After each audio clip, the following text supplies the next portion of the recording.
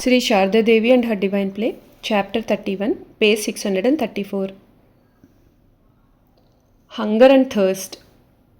As an embodied being, Holy Mother experienced hunger and thirst like an ordinary person.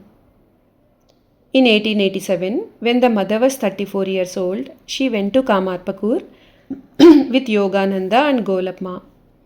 They travelled by train to Bardwan and then walked 30 miles because they did not have enough money to hire a bullock cart. After walking 16 miles, the mother was very hungry and totally exhausted. Golapma managed to make some khichdi in a roadside inn. After finishing the meal, the mother exclaimed, "Golap, what nectar you have prepared!"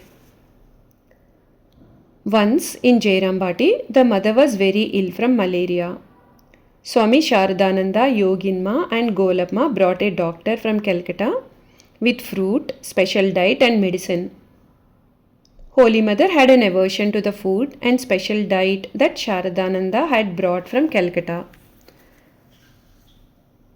One day, Keshavananda's mother came from Kolpara to see Holy Mother. She brought some mainakota for her, that is, parched rice powder mixed with roasted sesame powder, a little chilli powder, and salt. Thinking that it would awaken her taste buds and bring back her appetite. Every morning and evening, before going to bed, Sharadeshananda inquired about Holy Mother's needs. One morning, the mother said to Sharadeshananda, "My son, I feel hungry. Could you feed me?" She then whispered something to her attendant Mandakini, who was lying on the floor. Mandakini left the room for a bit and then brought some mainakota powder in a cane bowl. Holy Mother asked Sharadeshananda to feed it to her. Perplexed, the Swami worried that the food would be bad for her. But when the mother insisted, he began to feed her. The mother's face was beaming with joy and satisfaction like an adolescent girl. She then drank a glass of water. The Swami put the mother back to bed, covering her with a chadar.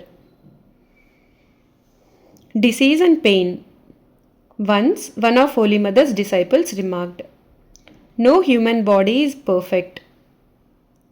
Even if a young and healthy person's body is checked by a doctor, he will find some abnormality somewhere in the person's system." Avatars also suffer from physical ailments and pain. Buddha died of blood dysentery. Ramakrishna suffered from fevers and dysentery and he died of cancer. Sometimes people ask, why do avatars get diseases? Avatars absorb people's sins and bad karma, and that is why they suffer. Moreover, every mortal being goes through 6 stages. It is born, lives, grows, changes, decays, and dies.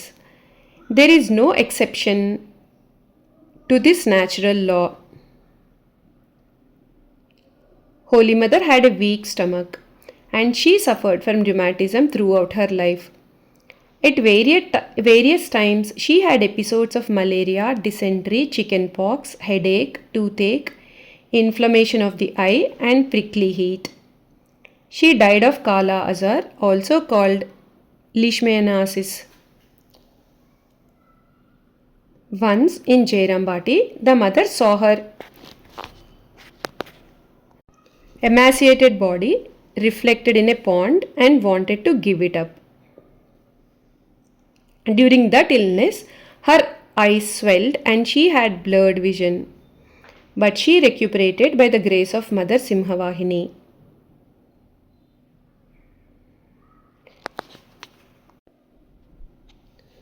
The villages of Bengal are notorious for malaria because mosquitoes breed in large numbers in ponds full of hyacinths. Many people die from malaria every year. Holy Mother suffered from this illness many times in Jairambati. Dr. Kanjilal and Dr. Satish Chakravarti often came from Calcutta to treat her. One day in Jairambati, the mother was sitting on the couch preparing beetle rolls. Swami Arupananda said to her, "In the future, many people will practice spiritual disciplines to propitiate you." Holy Mother answered with a laugh, "What do you say? People will say, our mother had rheumatism and limped when she walked." Then she continued, "This illness is a blessing in a way. When the master was lying ill in Kasipur, he said, 'Those who came with selfish motives have left me, saying, if he is an incarnation of God, how can he be sick? This is all Maya. But those who are my own, their hearts break when they see my suffering.'" Jai Ma.